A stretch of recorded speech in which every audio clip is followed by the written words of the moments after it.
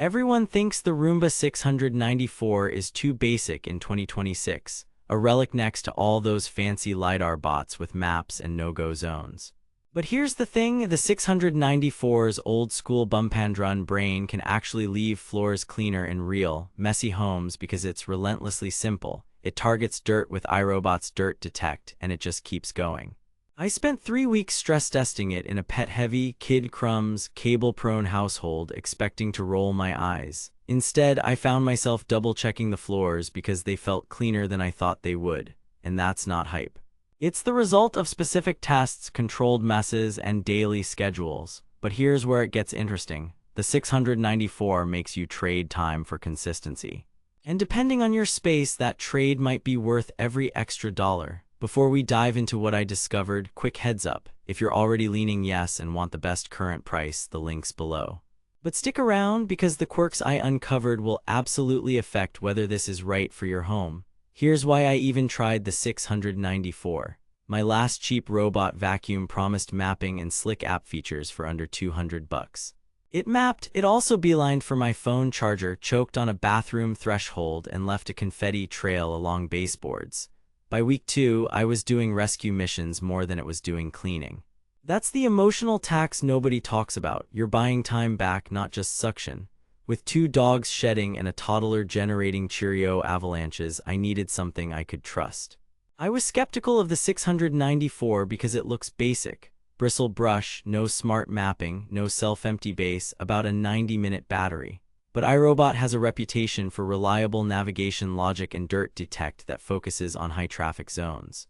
So I set out to answer one question. In a real home, is this boring robot worth the extra money over flashy budget competitors? Test 1. Daily maintenance on a mixed floor plan, 900 square feet.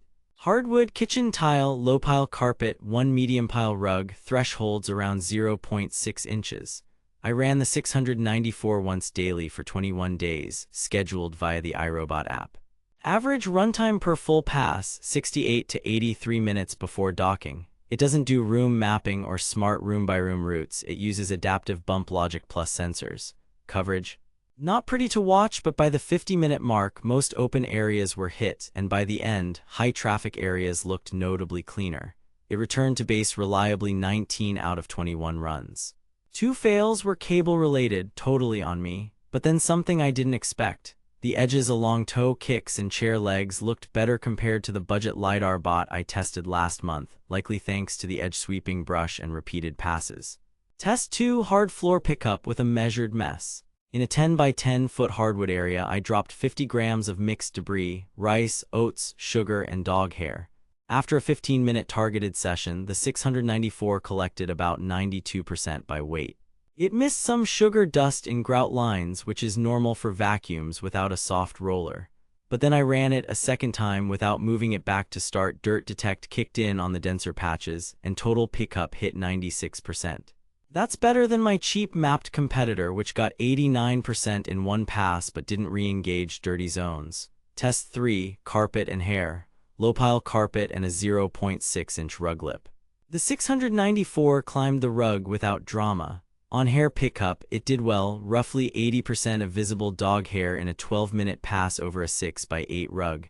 But here's the catch. The bristle brush wraps hair. You'll spend 3 to 4 minutes every few runs cutting and pulling strands. Not a deal breaker, but if you have multiple long-haired pets, consider stepping up to a Roomba with rubber twin rollers like the i3, i4 families.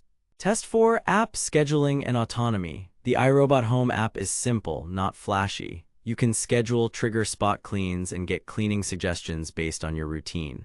No room maps, no no-go zones, no recharge and resume. If it runs out mid-job, it docks and you have to restart.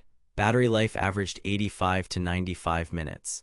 That's fine for small to medium spaces, but larger homes will feel the lack of resume.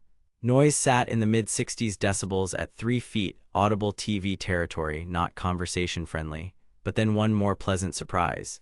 0 cliff sensor false positives on my black runner rug, which trips a lot of robot vacuums. The 694 ignored it and cleaned normally. Here's where it gets interesting. After 28 cycles and about 19 hours of runtime, the 694 didn't wow me with smarts. It won me over with reliability and repeated attention to dirty zones, my most surprising finding.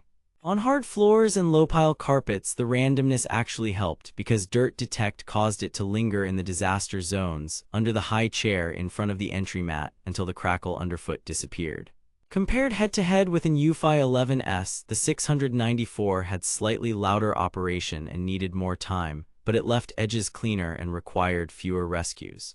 Versus a bargain LiDAR bot with pretty maps, the 694 picked up more fine debris and didn't get paralyzed by thresholds or narrow chair mazes. Is it perfect? No. The bin is modest at around 1/3 of a liter. In my pet home, I emptied it every 1 to 2 runs. It needs floor prep, pick up cables and tassels, and you'll avoid 90% of potential headaches. And if you crave room-by-room control or no-go zones, you'll be frustrated. But the value prop is clear. You're paying for a robot that shows up day after day and actually leaves a visible difference without babysitting. If you can spend more, the Roomba i3 adds smarter navigation and optional self-empty. If you need quiet over power, the UFI 11S is gentler but less thorough. If you want mapping on a budget, a Wise or Entry Roborock might tempt you, just know reliability and long-term parts support tend to favor iRobot.